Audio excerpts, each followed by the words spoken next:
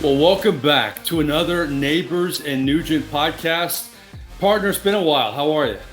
Doing good. I'm doing good. I've missed you. I've missed you both in person and virtually. Good to see you. You're trying to butter me up, and then you're just going to take it to me, aren't you? Yeah, I feel good about this. I mean, like I said, I think this is more your thing. I think the first 5 episodes, probably you've taken the lead, but I consider that my preseason. And now I'm here to just demolish you for the regular season. Let's get it going. I knew you were not, always going to be nice. There was some ulterior motive, and I'm glad we got it off our chest right away. Speaking of getting things off our chest, we pride ourselves in being flexible and adapting to breaking news. Some unbelievable news right before we cranked this podcast up. The PGA and the LIV Tour are hugging it out and saying, we're going to be fine. No more lawsuits. We're going to work together. I'm shocked by this. Your initial feelings. Yeah, initial feelings, amazing. I've been spending the last couple hours on Twitter, just seeing some of the player reactions. It's actually very comical. Brooks Koepka, funny right off the bat. We're seeing some really interesting. The players didn't know about it, so I got some strong feelings about it. I think we'll definitely tackle this next week. We'll have an interview with a current Korn Ferry Tour member, and we can certainly get into kind of the nitty gritty on this. But this is a hot topic. I'm excited. I have very, very strong feelings about it. I can't wait to talk about it. Yeah, we'll have more of that next week, but just initial reaction on my end. I remember Tiger Woods saying if this was ever going to happen, 2 things would have to happen. They have to throw away the lawsuits, which they've done. But the other thing was getting rid of Greg Norman on the LIV Tour side. We'll see how that plays out. Yeah. And, we pride ourselves in the Final 5. We'll have a Final 5 subject next week on duos we never thought would get back together with the theme of the LIV and the PGA Tour. So, we'll table that. We'll have some great guests, but some shocking news off the bat. Let's break into this week's menu because we want to give our viewers and listeners something to look forward to. Our For Starters segment, 'Tis the Summer, Nick Nugent. We're going to have our own summer appointment viewing when it comes to the landscape of sports. Our Heart of the Order, how about yet another exclusive? Yeah, we've had Sally Field on this podcast. We've had the cast of the movie Air. How about George Foreman joining us on this podcast to talk about his latest movie, The Future of Boxing? I asked him, would he name me George if I was his son? Those are some topics to look forward to. Our Final 5, speaking of George Foreman, kind of the Forrest Gump of the boxing world. His career was unbelievable, so many layers. We're going to give our top 5 figures in sports in terms of layers to their career, their longevity, and finally, our last word. I know yours. You don't know mine, so I'm looking forward to that as well. But let's start with our 4 starters. In terms of appointment viewing in the world of sports, I'm going to give you 3 things. I'm going to have 3 things. I'm going to let you go first, my friend. What do you look forward to watching? We can go back and forth all days of summer. I love it, man. When it comes to athletes, when it comes to performances, there are some great names. I say Michael Jordan, you immediately think basketball. I say Wayne Gretzky, you think hockey, of course. You say Tom Brady, everybody thinks football. But when you say the words Joey Chestnut, you think all-time athlete. And mashed in between all the big things in golf and the big things in hockey and the drafts and all that kind of stuff, on July 4th is one of the great events. And you turn on and you see a guy absolutely demolish hot dogs as fast as he can, to the point where it might get a little bit disgusting, but he does it the right way. Now, I'm not going to go ahead and demolish a hot dog, but I am going to partake in a hot dog in the only right way, which is a hot dog with mustard and relish. No ketchup. Mustard and relish go on the bottom of the hot dog. Look at you bringing props. Unbelievable. I pass it on to you, sir. You said you were going to bring your A game after the break we've had. That's going to be tough to top, my friend. When I look at the summer, we have no football. By the way, I'm a mustard guy too. I got to try the relish more. I'm going to see if I can join you there, bro. I'm not a ketchup guy. I'm a mustard guy too. And Joey Chestnut is like my size, and the fact that he can do that he's an extraordinary athlete, and he is an athlete. I'm going to go with, no football. I'm not a huge hockey, and the Lightning aren't in it. The Stanley Cup Finals. I'm not a fan of any Miami sport because they're the ultimate bandwagon city. They get the Panthers in there. They get the Heat in there. All of a sudden, they're great fans. I got to go with the hottest team in baseball, my Rays. I've always been a Rays fan. I am enjoying watching the best team in baseball. And recently, Nick Nugent, I took my daughter to a game, and it was great to see the Rays, but I also received the greatest giveaway I've ever had at a baseball game. Wow. How about this? And what do you think? The hot dog was tough to top. You had this. You have this look, but you also have this look, my friend. I think the first one may be better, but we went old school, Rays and Devil Rays as well. Yeah. So I'm enjoying watching my Rays play. I'm going to get into more baseball in a second, but the fact that they're the best team in baseball, I can't get enough of baseball every day because it's really all we have in the summer. So I'm going to go Rays. Pennant run. We'll see what happens. I love it. It's a great one. I think you're missing the white shoes, the white socks, a lawn chair, and the over 55 community with that hat. But I do love the throwback. I love calling the Devil Rays instead of the Rays. So that's a good one. And I turned 55 in August, by the way, so I'm close. Oh, wow. Yeah. Jeez. Yeah. I'm not sure I can still talk to you after that, but I'll do my best to kind of figure it out. My next one. I'm a huge golf fan, as we've talked about. You would think that I would say the U.S. Open, which I actually can't wait for, but I'm more of a fan of the Open Championship. I love the British Open. It feels like, or it seems like every time they have that tournament, it's always on a course that is way too hard. It's way too windy. The sand traps are plenty, and I think it's just one of the fun things to watch in the world of golf. So I can't wait for the Open Championship. I'm a big fan. Can't wait for that in July. Yeah, it's going to be even more interesting now that, Rory McIlroy and Tiger Woods and a lot of these golfers have said things about the LIV Tour. And by the way, is there a bigger winner in this announcement than Phil Mickelson, who has received so much criticism? I've heard national pundits say he threw away a great TV career. He threw away his legacy. All of a sudden, that's all back with Phil Mickelson. Yeah, right? All back. Phil Mickelson, Brooks Koepka, Dustin Johnson, they're the winners. And then you got Rory, who's the loser, unfortunately. And I think the biggest loser that I'll talk about next week is Jay Monahan. He's going to have to walk back some very serious comments he made not only a year ago, but 6 months ago and a month ago. So we're going to see how that goes for him. By the way, did you finish the hot dog? No, not yet. I'm going to wait for some other parts of the podcast. I'm going to wait till we kind of break it up a little bit. Joey Chestnut would be very disappointed it takes you that long. I agree. I agree for sure. All right. Sticking with baseball, the Rays are playing so great. You could talk about how bad the Pro Bowl is, what a ridiculous event the NBA All-Star Game is. NHL is not bad with some of its stuff, but there's no question the best All-Star Game is the Major League Baseball All-Star Game. I remember as a kid, our local team wasn't on every day, much less every week. So it'd be a big deal if somebody on your team was a representative in the All-Star Game. My Rays are killing it this year. I want to see like half the team, maybe the whole infield be the Tampa Bay Rays. So I can't wait for the Major League All-Star Game, the best All-Star Game, Nick Nugent, and it's going to be chock full of Rays. I absolutely agree with you 100%. It's my third one. I love the Major League Baseball All-Star Game. I go back to years when Mark McGwire was putting them over Fenway Park, and I'm a huge fan. I think it's the only All-Star game that I'll watch. The hockey one's okay, but I only like the hockey skills competition. I like everything involved with the baseball game, especially the home run derby. Home run derby takes you back to being 6 years old and playing wiffle ball. It's all about hitting as far as you can. I'm a huge fan. Great selection. It's my third one as well. What do you got for number 3? Number 3, I got to take off my Rays lid. It's painful for me to do it. By the way, just unbelievable gift. I'll always cherish it. My daughter didn't want hers, so I have an extra one, Nick. I may bring it to you next time I see you. If you want to look. Well, I think we'll interview someone on the Rays, and then we'll both wear that hat for sure. I mean, absolutely. We'll bring in on it. We're gonna have a lot of great guests coming up. We got to have our A-listers off the bat, but we're gonna have more A-listers week after week. My last one is this. It could have been number 1, but I didn't know if you had it. Maybe I was thinking about throwing this out there, but I wanted to kind of have that Rays theme first. I love Hall of Fame ceremonies, the NFL Hall of Fame, Pro Football Hall of Fame, I should say, and the Baseball Hall of Fame. I love the speeches every year. I can't get enough.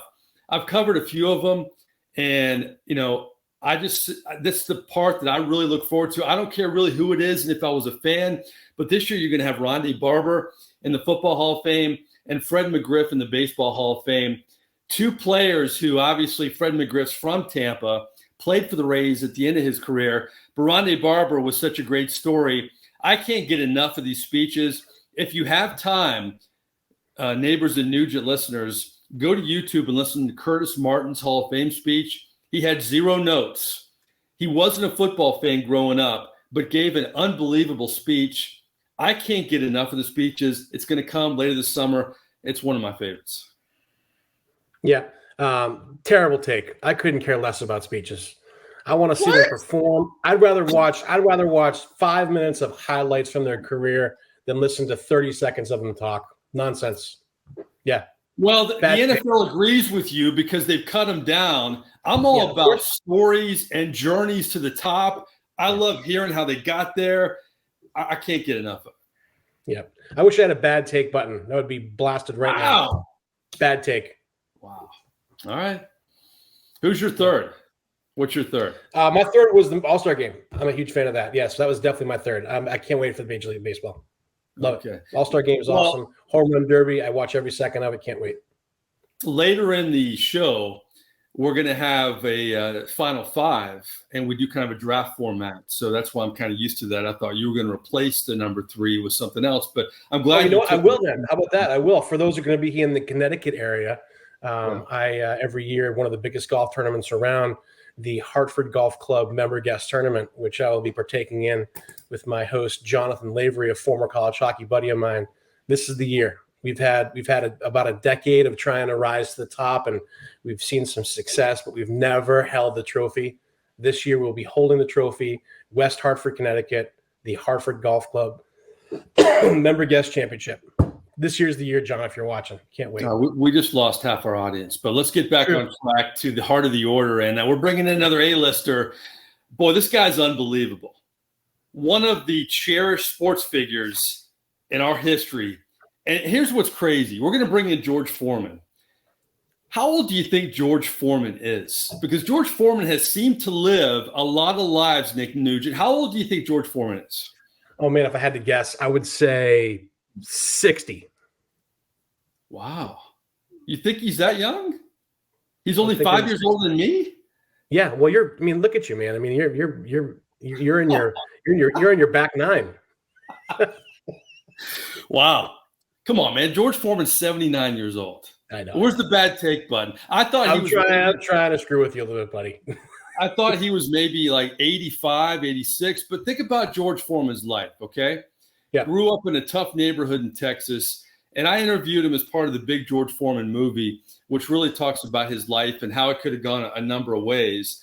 But, straightened his life out at a young age and then went on to be the heavyweight champion, 2-time heavyweight champion of the world, an Olympic champion at 1968. Now, he beats Joe Frazier, goes toe-to-toe with Muhammad Ali, then comes back, has a comeback in the 90s, in his 40s, becomes heavyweight champ again, actually goes toe-to-toe with Evander Holyfield, but beat up Michael Moore, who's a good 20 years younger than him, and then goes on to be an entrepreneur with the George Foreman Grill.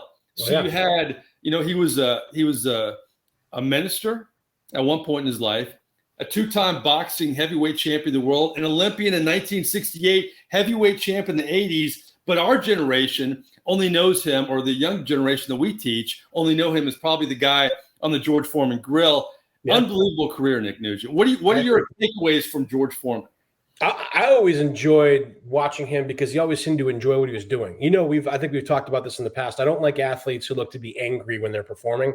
Yeah. George Foreman was obviously angry in the ring, but man, his interviews, he was happy. He's always happy talking about his family. Obviously, in his entrepreneurial side, he's always happy promoting those great products. I think he just seems like a nice guy. He seems like he enjoyed his career. It seems like he likes his family and loves his family. It seems like he just likes being George Foreman. And any athlete that enjoys being themselves, I'm a big fan of. So I always enjoyed his persona. He always seems like he's in a good mood.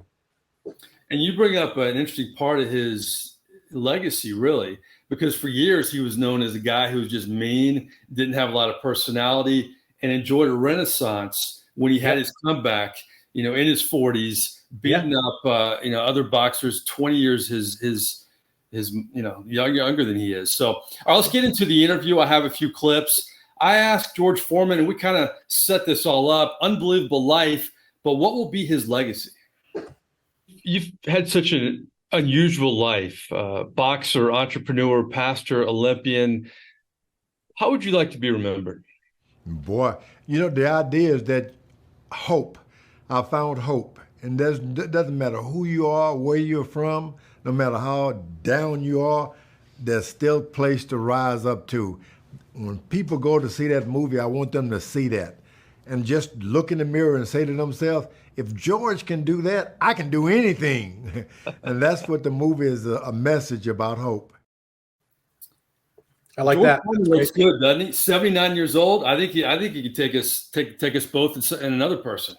Oh, no question. Yeah, he could take us, no problem, for sure.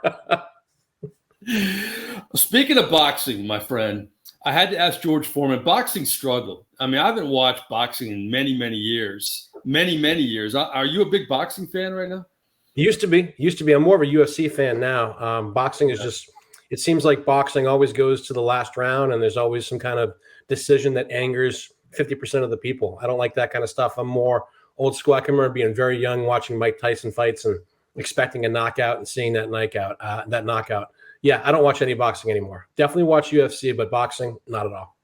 All right, here's George Foreman on the future of the sport that made him very, very famous. You were a part of a heyday in the world of boxing. Boxing has struggled in recent years. Where do you see boxing now, and how do you see the sport in the coming years? Well, Deontay Wilder and Tyson Fury, they have interjected a lot of fun back into boxes. Big men being knocked down like that, big men getting up and fighting some more. Boxing is still, as far as I'm concerned, the groundwork for every good thing in life. Get up, no matter how small or big, keep getting up. That's awesome. Hope, not giving up.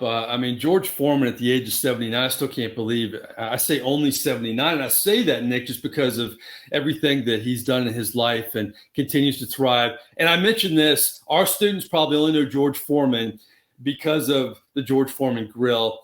Yeah. And do you have a George Foreman grill? I've never used the George Foreman grill. I don't now, but I have. I would say that in college, I was known to put some pretty good steaks on a George Foreman grill for sure. Yeah, no question about it. I had one. I think everybody I knew had one, actually. That's how you cook a steak and steak tips in college for sure. Yeah, I had one. Well, there's yet another endorsement, George, from Nick Nugent. Let's ask George Foreman about that part of his life.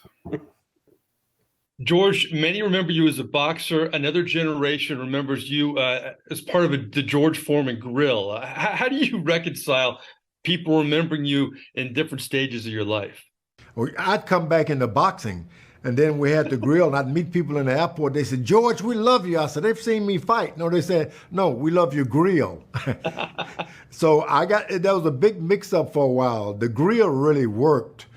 Sometimes when people would bet on me as a boxer and lose, they didn't like me. But with that grill, everybody liked me. Great career. I think George Foreman, if I had more time with him, would probably tell you he had no idea it would take off the way it did. I mean, I know he believed in it, but it really added a layer to how people remember George Foreman. And here's another layer. And I had to ask him this question, my final question to George Foreman. I really wanted to lead off with this because you only get a finite amount of time, but I had to get this in at the end. And finally, you have 5 sons named George. If you adopted me, would you name me George? I had to put you in the George. I'd have to change the name to George. I told my wife if I forget any of my sons' names, I would stop boxing. So I've named them all George. George Neighbors. What do you think? I love it, man. I think it's good. I think you should adopt it and then start training. Get in the ring. That should be one of our podcasts. You and me, a 10-minute podcast, and then we spend 10 minutes in the ring. I would love that. But are you like one of those hockey fighters? You're just going to hug me the whole time? And like, no, I'm going to go real hard for about 30 seconds, and then I'm going to need a break and a bell real quickly. So if I don't get you down and out in 30 seconds, it's probably not going to happen. Well, stay tuned for that. Can you imagine if you had 4 brothers and they were all Nick? That'd be a little complicated, wouldn't it? Unbelievable. I feel my dad's named Nick, I'm Nick, and my son is named Nick. So we got 3 in our family tree. Right. It's an interesting way to live, but George, rationalizes it. You never forget your son's name. So we appreciate George Foreman joining us. And let's segue. George Foreman had a multi-layered sports career. Now we're going to get into our final 5, our weekly list, where it's a draft. I have no idea who Nick has on his 5, and he has no idea who I have on my 5. And because I'm a gentleman, and even though you've hurt my feelings a little bit by, jabbing me a little bit in this podcast so far, you go first. All right, I got the final 5. I'll be nice, I promise. First one for me, Shaquille O'Neal. I was a huge Shaq fan in college. My dad always told me when he was at LSU, watch out for this guy. He's going to do some amazing things. And obviously he did amazing things, and not only in college but in the NBA. Huge fan of him. Always loved his personality. Even towards the end, when he was with the Celtics, he would do some crazy stuff. He'd send out a tweet and he would say whoever can find him in Boston, he'd give him tickets to the game. The guy was crazy. But then also everything he does for charity. He's gone viral many different times for, walking into a Walmart and finding a family in need and paying for all their stuff. And, then you throw in things like becoming a police officer. And then, obviously he should have won a couple Oscars by now for some of his acting, of course. And then you got rapping, acting. And then obviously when it comes to entrepreneurial activities, he's a stud, man. He's done some amazing things, owns a bunch of businesses, very wise when it comes to business decisions, him and his team, and now has a wonderful career as an announcer. So I can't imagine, a big basketball player like that doing more than he has when it comes to actually taking part in what goes on, not just making money, but actually making money for himself. So I'm a huge fan of Shaq. And so many nicknames over the years. Yeah, absolutely. That he created. I mean, he's the ultimate self-promoter. And when you first brought up his name, I was going to bring up the charitable things that he does. And it would make you wonder, Nick, how many things he does that we don't know that he exactly. does. That's the key thing. Yeah. A lot of the ones that go viral aren't him with a camera crew. It's someone else saying, "Hey, I saw Shaq today. Check out this video. He's just paying for somebody's groceries." And it's like, and he does promote himself, but he also, I think you're right. I think he does a lot of stuff on the sly without trying to promote himself. He's a fun dude to watch. I'm a big fan.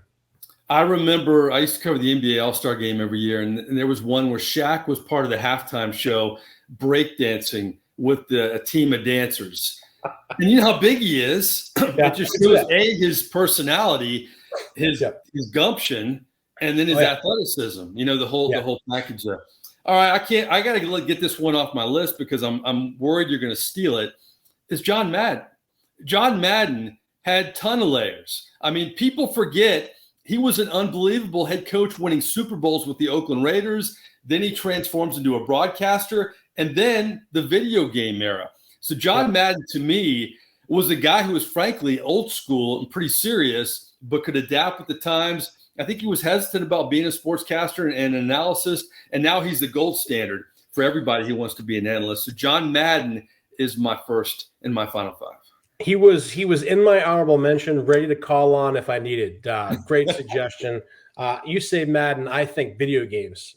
Right off the bat, but that happened because of all the other successes. I'm going to go with Serena Williams, still at the beginning of those levels, but to be able to perform at a high level like she had early on, and then, while she's having children, then after she's having children. When it comes to charities, she's fantastic. When it comes to entrepreneurial activities, she's fantastic as well. But also as a fashion icon, whether you like her or don't like her in terms of what she wears on the court, she changed the game when it came to that too. And that takes a lot of boldness to be able to make that happen.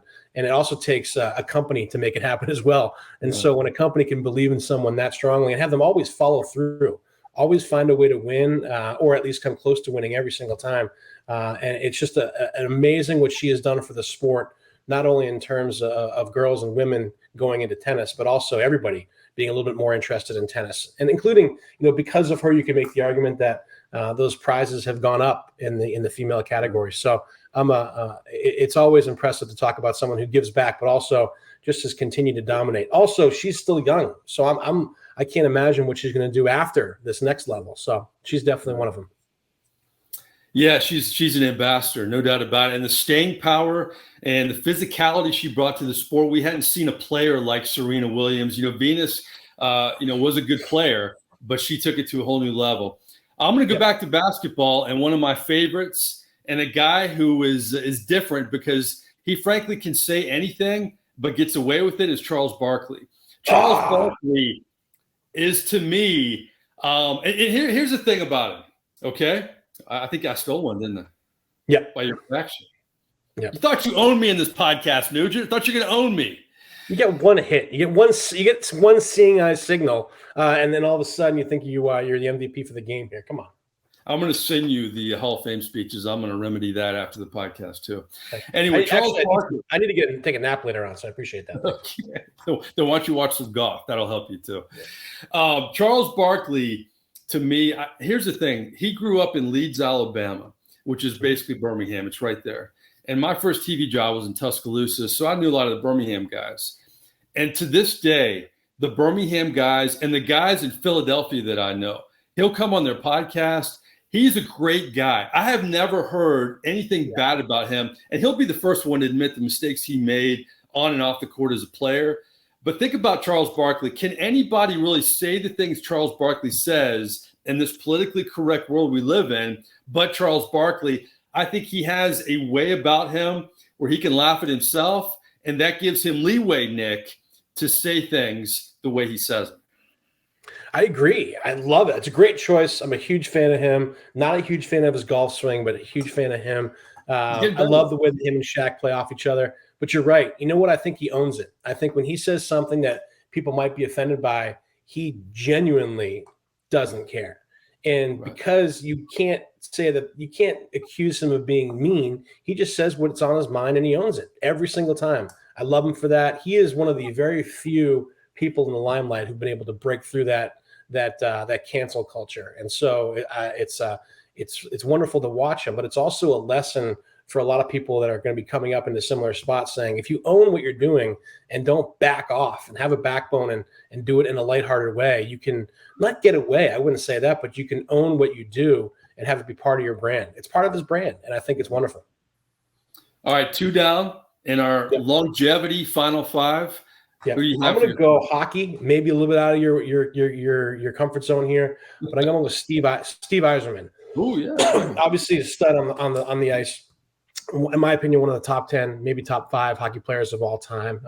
Completely changed the name of the franchise for the Detroit Red Wings, but then came to Tampa, and certainly Vinnick and some of the other people in Tampa have helped create this whole new level of high atmosphere for hockey in the world of Tampa. But his leadership in his GM position was just astonishing. He was an awesome leader, and we were sad to lose him. The Lightning were very sad to lose him to kind of go back and do what he does in another part of the world. But man, he's fantastic, and to be able to take it from on ice to be one of the great players of all time, to be one of the great captains of all time, to be one of the great leadership and administrators of all time. That is so hard to do in the world of sport. It's one thing to be able to, to pitch some products and do some businesses on your own and some investments and all that stuff. But to be a leader in everything you do and continue to lead a franchise is astonishing. And I know that the Lightning would not have their success in the last few years if it wasn't for Stevie Y. So hats off. Awesome leader. Isn't it crazy though? Everything he did, they almost win 3 in a row when he leaves. I know. It's a tribute to him, but boy, you feel for him a little too. You do. Yeah, exactly. Well, I feel for him, but it's a matter of he built it, and I think that anybody who matters will give him credit for what he did. And so that's, you're going to get some keyboard warriors on Twitter who might say something else, but anybody who matters in the world of hockey knows what he did and knows what he accomplished and certainly gives him credit for it. Awesome stuff. Good pick. I'm going to go with the better one, though, at number 3, a guy who wasn't the ilk. I love using words like that in the podcast. Wasn't the ilk of Steve Yzerman or Shaq or Charles Barkley or John Madden, but his next layer and he continues to add more layers. It just shows you what kind of person he is in terms of being ambitious and being self-motivated. I'm gonna go Pat McAfee. Pat McAfee was a decent punter in the NFL, but Pat McAfee trained himself to have that next layer in his career, not being a future Hall of Famer, not being a household name. I'm not a big Barstool. I give them credit for what they've developed, but not a huge Barstool viewer, so to speak. But did Barstool, then branched out, had sponsorship, created his own brand, was on College Game Day. Now he signs a new deal with ESPN. I really like his self-motivating approach. And I tell my students this all the time. Pat McAfee says the internet is a gold mine. And you know what? It's a lot easier actually coming out of school now and making your mark in sportscasting than it was when I came out. And a lot of my peers would disagree with that because you know what? They can't adapt. And nobody's adapted better than Pat McAfee. That's why I think he's going to continually add layers to an already impressive sports career. Oh, yeah. I think it's a great choice. Fantastic choice. Stephen A. Smith, in the last couple of days, it was yesterday or today, but I saw it this morning. People are attacking him online saying, what do you think about this Pat McAfee situation, his salary, negotiations, all that kind of stuff? And very rarely do I agree with Stephen A. Smith, but he was a genius today. He very simply said, look, he just negotiated his deal. He's worth every penny of it. The guy is very entertaining. And they said, I negotiated my deal a few years ago. McAfee did his a couple weeks ago. I don't hold anything against him. He deserves every penny. And it's like, yeah, man, don't hate McAfee for how much money he's making. The guy can be flexible. He can make things happen. He's funny. He's exciting. He's a little bit edgy. I don't think that it's going to have a good staying power, though. I think McAfee is going to do something that put his foot in his mouth and anger a lot of people. He just is he's so viral of a talker that I think something's going to happen. But I am looking forward to watching, and I am a fan. So let's see how it goes. The Aaron Rodgers appearances he had helped him too recently. Well, absolutely, yeah. And I like he's one of the only kicking highlight guys I'll watch on YouTube. He's got a great highlight reel, McAfee, for sure. All right, I'm gonna go one that I probably don't think is on your list, but it should be. All right. And if Justin could put some intro music in, this is probably a good time. But I'm going to go with John Cena. I have a great John Cena story. I will tell you in a minute, but go ahead. I want to hear it. I want to hear it. And for a couple of very, very interesting reasons, I think. First of all, he obviously dominated his chosen form of entertainment. Some call it sports, some call it entertainment. We'll call it some kind of mix. But for me, what put him on this list is the way he's been able to mix into the giving back world. And I forget the number. I think it's over 500, but he has the most Make-A-Wishes granted of any athlete in history. And he is one of those guys that you can honestly tell enjoys the heck out of giving back and making people's days. You type in John Cena Make-A-Wish, and you're going to be watching things for hours and hours, and you're probably going to be crying. I know that because I've seen it. He's a great dude. He loves kids. He loves giving back. Not the greatest actor, I will say, but he has fun doing it. And anybody who gives back as much as he does deserves to be on every list. So I'm a big John Cena fan. All right. I did an event one time in Orlando. It was sponsored by Gillette, and it was a really cool event. They had one figure from every major sport. And maybe it shows how old I am, the generational gap. But really, I shouldn't say that because wrestling's been around a long time. But I'm not a big wrestling fan, so I don't know a lot about wrestling.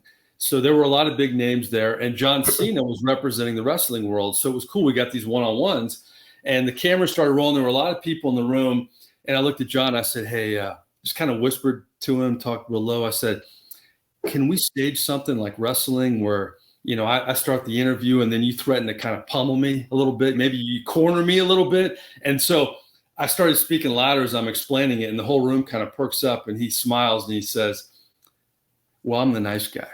I'm not the bad guy. There we go. Yeah. I like that. So he says, you know what, but I'll do it anyway.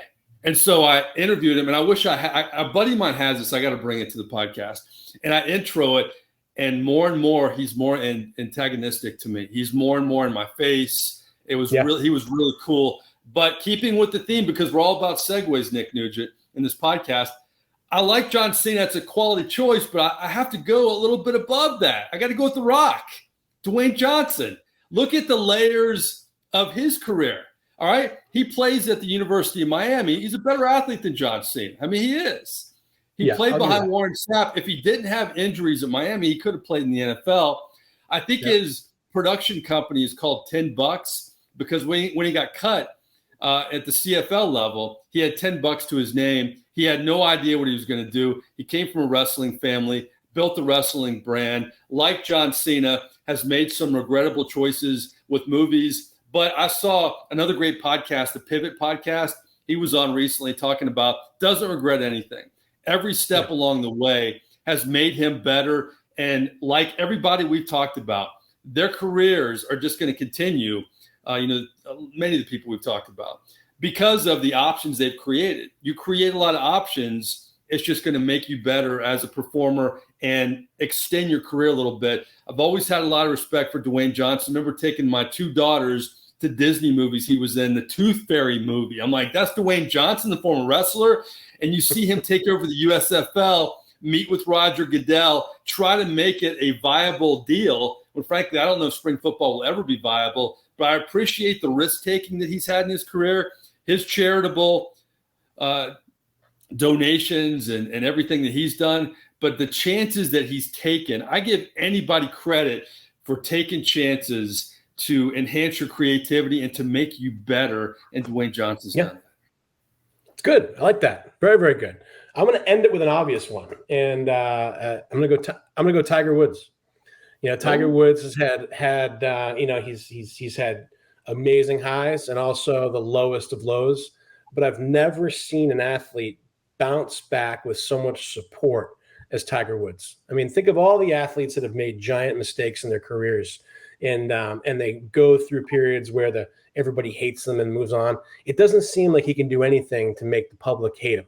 And it's almost like they want him to win. They want him to do well, not just on the course, but also in life. And I think to be able to bounce back as many times as he has, including the most recent Masters win, but also what he does in terms of charity. If you look at pure dollar value, and of course he can give more because he's worth so much more, but in terms of dollar value back to the community, tremendous. In terms of growing the game, tremendous. In terms of the Hurricane Junior Golf Tour, which his son just won, he's a major investor in that.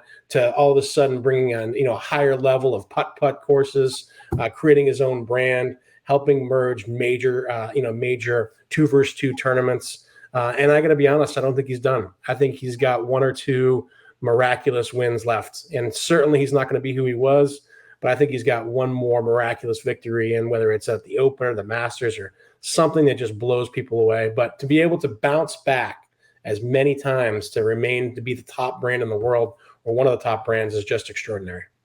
I think people love Tiger Woods because he's human. He's made mistakes. He's apologized. He's been at the top. He goes to the bottom. He gets back at the top again. Everything you talked about, that's a great pick. I will say my honorable mention is kind of a poor man's Tiger Woods is John Daly, because John Daly's had lesser ups and downs, but still thrives. You still see him hang out there. He's still a fan favorite like Tiger Woods, but this may hurt me. This is my last one, but this should be the nail in the coffin, how I've dominated Nick Nugent in this category. It's going to hurt me with you and Justin because you're younger guys, but Bob Uecker. How about the layers of Bob Uecker? Baseball player. There are no layers. Played Mr. Belvedere for many years. Kind of a George Foreman type guy. Was an entertainer and was in Major League, iconic role in Major League as an announcer, and is still an announcer for the Milwaukee Brewers. He was not a good baseball player, but parlayed that into an unbelievable entertainment career, was on Carson several times. Mr. Belvedere, you guys weren't even born yet, but I'm telling you, Bob Uecker, more layers than maybe anybody that we've talked about so far, save John Madden. I'm going to bring Justin in. I'm going to get hurt by my age, but Justin Thomas is the ultimate truth teller. In terms of the final 5, be honest with me, what are your takes? Nick against me. Nick against you. All right. This is actually really, really close. I'm still debating it. Well, first, actually, I wanted to bring this. Actually, you know what? I will determine first, but I thought of one that maybe is probably better than all of y'all's. It's depending on whether or not the person I was thinking of, if they participated in what is considered a sport. Yeah. But first, I'll pick between you two. I think I'm going to go with Nick. I think what? Yes. I love Shaq. I think Shaq was a great pick. Serena was a great pick. I will say, Mike, I liked your The Rock over John Cena. I thought that was strong, and I thought Madden for you, Mike, was strong. But I think all the way down, Mike inches you very closely. All right. Nick, you know why? Hold on. You know why? Because your last pick was just a bit outside. That's why. Yeah, I think you lost me there, Mike. If you had picked, should have won it. Tiger Woods was stronger than Bob Uecker. So let me just tell you this: Serena Williams and Tiger Woods. What have they done besides playing their sports? What have they done? What? I'm talking about layers, like layers of life. Like George Foreman was a minister. George Foreman was a boxer. George Foreman had the grill. George Foreman wasn't your pick. We're parlaying off of George Foreman. We're parlaying. So was I. That's the example. What has Serena Williams and Tiger Woods done besides being, athletes? First of all, you were digging yourself into a deep hole. I understand. One against two. This is a classic example of when you're beaten down, and instead of accepting the beatdown, you try to fight your way back up. But this is not one of those moments. What is Tiger Woods? What is Serena Williams? We've already talked about it. Gave back to charity. She owns her own investment firm, giving to people of minority descent who don't have enough money to kind of take business activities to the next step. She's a fashion icon. She's a great mother. She's able to do all this stuff. Tiger Woods. What has Tiger Woods done beyond just golf? Come on, now it's crazy. Good Lord. You're going to go with Mr. Belvedere character? Played on network TV. Are they, have they done anything different in terms of their lives? Have they pivoted from being athletes? I'll tell you what all these people were. They've always been athletes, Nick. They've always been athletes. I think I would have had a better career in Major League Baseball than Bob Uecker. Everything else great, but he was a terrible baseball player. But that's why you love him. That's exactly, you're proving my point. That's why you love him. If this was most lovable, mediocre athletes, get both you guys off my lawn right now. Wait, but I want to know, is bodybuilding considered a sport? Who's bodybuilding? Arnold Schwarzenegger. Oh, I like that. That's a good one. That would have been good. Joey Chestnut is an athlete. Schwarzenegger is. I would say that is considered to be categorically okay in this situation. I like it. Very good. Nick, I'll give you an honorable mention. You got an honorable mention? Because I have a good one. Yeah, sure. Go for it. Peyton Manning. Yeah. Peyton Manning. You should have swapped out Peyton Manning with your last pick, and I probably would have given it to you, Mike. I think Mr. Belvedere would have been a better choice than Bob Uecker. You know what's funny is I can walk away from this podcast and live the rest of my day knowing that Bob Uecker was actually behind John Madden, my top two. I was just saving him because I knew Nick would never pick him because he's too young. Nick's too young. You're too young, Justin. I can't help. I'm old. I can't help. Yeah, I agree. And speaking of old, check your blood pressure because you seem to be getting a little bit red in the face right now. I mean, good Lord. Should I put this back on? Should I do that? Yeah, please do. That's going to help your argument greatly. Yeah, for sure. All right. Well, you know what? I will say this, Nick. Justin is always honest, and he's never biased. So if he thinks you're the better one, he can think that, but I won't. So let's go. But who won the first one? Justin, who won the first one? The leadoff, the three things we're looking forward to. Remind me again. That's the events that we're looking forward to. I mean, I'll say this. I think Nick won that. I think Nick won it. Yeah. So that means I'm going into the final rant with nothing to lose. This is great. Nick did. I think Nick won that. I was surprised though. None of the things y'all listed are things I cared about. The only thing it seems like I'm interested in the summer watching is Formula One. So, but I'm not shocked that none of y'all picked that. It's all right. All right, let's go into our last word because I'm going to win. Yeah, this isn't really about winning, though. This is about perspective. Oh, yeah. But if it is about winning, I will win this because I'm going to let Nick have the floor first. You know what, Nick? I'm not going to say you won the A block because I will say this. The thing that I like the most about this podcast so far is the fact that we've deemed Joey Chestnut as an athlete because that has just expanded the definition moving forward. And I want to know what have you finished the hot dog yet? Are you going to finish it in the last? The hot dog's been finished. It's fantastic. So I'm very hungry. I'm going to sit down after we finish. I'm going to have 65 more and try to get close to the record. All right, go to the last word. Let's do it. All right. Happy to talk about this. So I don't know if you guys saw us the other day. I'm going to do my best not to go full to quote my son here, go full rage monster regarding this. But I think I just did. In the French Open recently, it was the women's doubles tournament, and after in the middle of the set, in the exchange of serves, they were about to let the other team serve. One team was up 3-1 on the other team, and the player lightly lofted the ball towards the other end of the court. Didn't hit it out of anger. You could watch the replay.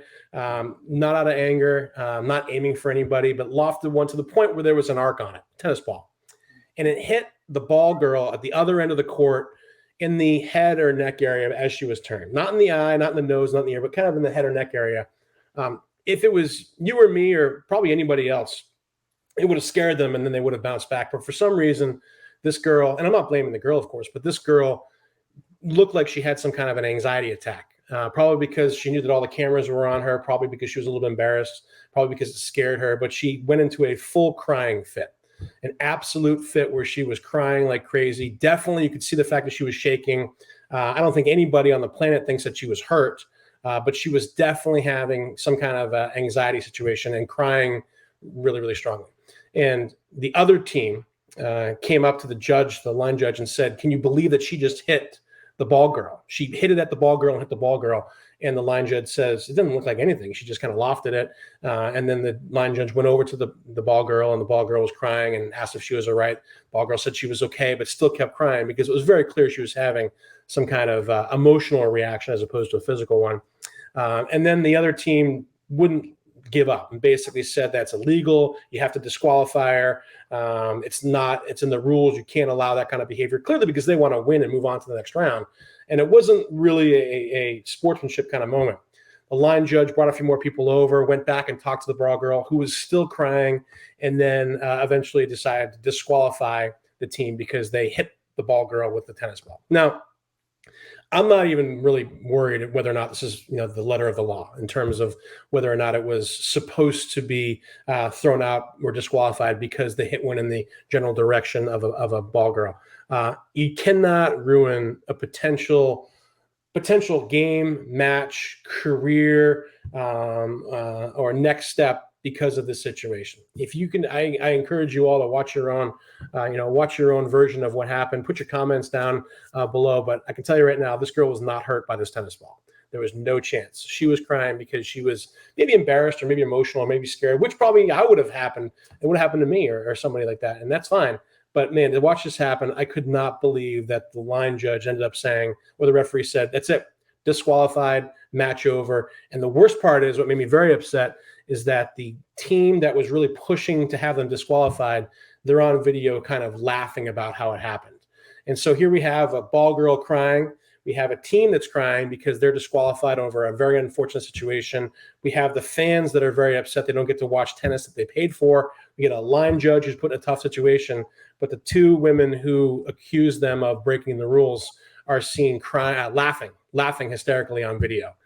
Wildly embarrassing for the world of tennis. I think it's embarrassing for the French Open, and I'm probably sure that a rule will be altered because of that. Definitely had no intent towards it. I'm sorry for the long rant, but man, you got to watch the clip of this. It's crazy that it actually happened. Sometimes I think we just need to communicate as a society, Nick. We're all about texting and social media, and we don't talk face to face. I think if all parties were to sit down quickly and just said, "Hey, I'm really sorry. This is a misunderstanding. We obviously didn't mean to embarrass you. It could have been avoided." But we don't communicate in society anymore. We just assume things. all the time. And that, I think, is transferred over to this. And a great point that you bring up too. Can you imagine bringing, a family, your son, your daughter to that? You're really looking forward to that. And that's what happens, because that happened. There had to have been that circumstance in the stands. So it's ridiculous. We just need to communicate better. I think we would resolve a lot of problems in our society. I agree. My last word here is really something that I really enjoyed watching. I've been a sportscaster for several years, and the reason is, and Nick will make fun of me, I love the Hall of Fame speeches. I love the stories. I love the journeys. I love to know how you got to where you are today. And watching the recent PGA Championship, I had a chance to see the story of Michael Block unfold. He's a longtime club pro in California. Started his golf career at Mississippi State, played in a college, and then graduated from a golf school in San Diego. Had played in a lot of PGA events as a good player, but not quite PGA level, but qualified for the PGA Championship. One of the many things that I like about golf, but maybe the number one thing, is that if you're good enough, you can play with the big boys. You can't say that about other pro sports. I mean, you can't just step on a NHL ice and compete. You can't step in an NFL game in the sidelines or Major League Baseball. But Michael Block did that, and I texted Nick this when it happened. On a par 3, I think it was a 7-iron, he hit the most remarkable ace where it went from the tee straight in the hole from the air. I don't know how you feel, Nick. That's the best golf shot I've ever seen in my life. It was awesome. I love it. I love the rant. However, you are 2 weeks too late. This is another. The problem with him is he went from hero. All right. Well, I'll let you finish. I think it was a great shot. I want you to finish first, and then I'm going to comment. This is the reason I like sports, is the unpredictability and against the odds stories. You have a guy like Michael Block, who we hadn't heard of even a month ago. Okay. Just like John Daly. John Daly, I think, was the 6th alternate to not only make the PGA Championship field, but he won, and we've seen the many layers of his career since. I love the PGA Tour allowed Michael Block to play the next week in the Colonial. Didn't make the cut, but it just amplifies what a great story this is. I love stories like Michael Block. I love hearing about how he got to that point. And you know what? He may never play in a PGA event the rest of his life, but he will, because he'll play in the championship next year. But he will maybe never have a moment like this again. To see the reaction from his friends, his family, because of social media. We saw videos from his country club. Man, I couldn't get enough of this. I could really, care less who wins the PGA Championship. I like competition. I like watching it. I'm not invested in it at all like I am with my Rays. But I love seeing stories like Michael Block. It's why I love sports, and it's why I love covering sports. I love it. I agree. It was a fantastic story. If he could have just been a little bit more quiet that next week when someone said, "What do you think you could do with Rory's distance?" And he said, "Well, if I had Rory's distance off the tee, I'd be one of the best players in the world." He goes, I don't think anybody's better at me in terms of short game." And then he finished dead last in the next tournament. And then all of a sudden you go from hero, not to zero, but then you get the hashtag blockhead going on. But I can tell you what, man, I didn't care about anything PGA related. I was only looking at two things: Michael Block and what his score was, and then what that 15th place was. Finishing top 15 lets him play in next year's. And I could not believe when he hit that ace. And it was extraordinary. It was one of and it's kind of funny with sport media. It was actually on a commercial, but it was one of the playthrough commercials. So there was no announcing when it happened. It was just on the screen. So I'm watching an ad for Geico, and all of a sudden I'm jumping out, going crazy. My wife's wondering what's going on. It's because the guy's hitting a hole-in-one on a playthrough commercial. It was an awesome story. I loved watching that. Fantastic week of golf. It was fun. What I love about how far we've come in sports, it's amazing the money on the PGA Tour. I was wondering, how much do you win for finishing 15th? Nick, he won over $200,000. Yeah, finishing 15th. Yeah. How much would somebody win winning a major in the 80s compared to 15th in the Tour? It's crazy, the money. Yeah.